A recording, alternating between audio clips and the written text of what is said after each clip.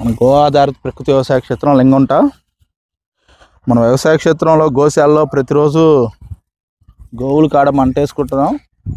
పొగ వేయటం వల్ల దోమలు రాకుండా పొగ వేసుకుంటాం. వాటి ద్వారా వచ్చే బూడిదని మన వ్యవసాయ క్షేత్రంలో మొక్కలకి ఉదయాన్నే మంచు పడేటాయన బూడిద తీసుకొని ఇలా మొక్కల మీద చల్లినట్టయితే వీటి మీద పురుగు కానీ దోమ కానీ నల్లి కానీ కూడా నివారించవచ్చు. ఈ మంచుకి ఏంటంటే ఇది అతుక్కుంటుంది, బూడిద అతుక్కోవటం వల్ల ఏంటంటే ఈ బూడిద అనేది రఫ్గా ఉంటుంది కాబట్టి పురుగు పారటానికి అవకాశం ఉండదు, పారినా చనిపోతుంటుంది పురుగు. అలా నల్లి కూడా వాలదు.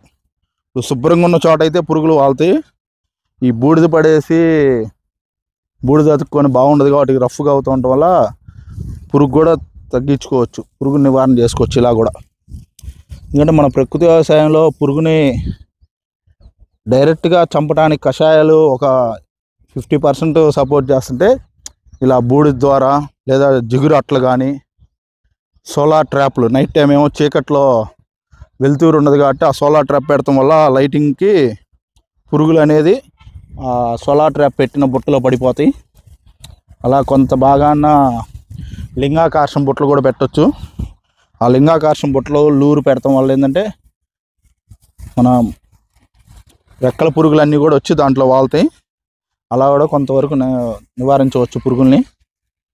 ప్రకృతి వ్యవసాయం చేసే రైతులందరూ కూడా ఓన్లీ కషాయాలు స్ప్రే చేసి వాటి ద్వారా పురుగు కంట్రోల్ అవ్వట్లేదని బాధపడే కన్నా ఇలాంటివి కూడా చిన్న చిన్నవి మనకు అందుబాటులో ఉండే బూడిద లేదంటే జిగురాట్లు సోలార్ ట్రాప్లు చుట్టూరు వ్యవసాయం చుట్టూరు ఆముదం మొక్కలు, పాత రోజుల్లో చూసుకున్నట్టయితే చేను చుట్టూరు ఆముదం మొక్క వేసేవాళ్ళు.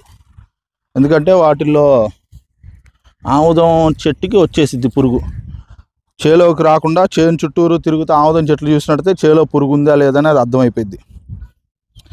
అలానే అక్కడక్కడ బంతిపూలు కూడా వేసేవాళ్ళు.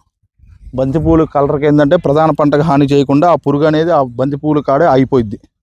చుట్టూరేమో జొన్న పెట్టేవాళ్ళు. జొన్న వల్ల ఏంటంటే జొన్న 6 అడుగులు 7 అడుగులు హైట్ ఉంటుంది కాబట్టి జొన్న వల్ల పురుగు అనేది లోపలికి రాకుండా ఒక వలయం లాగా ఉపయోగపడుతుంది. ఇలాంటివన్నీ కూడా రైతులు పాటిస్తూ ఉంటే ప్రకృతి వ్యవసాయంలో పురుగును కంట్రోల్ చేయటం సాధ్యమవుతుంది. అది కూడా ఒక 70%.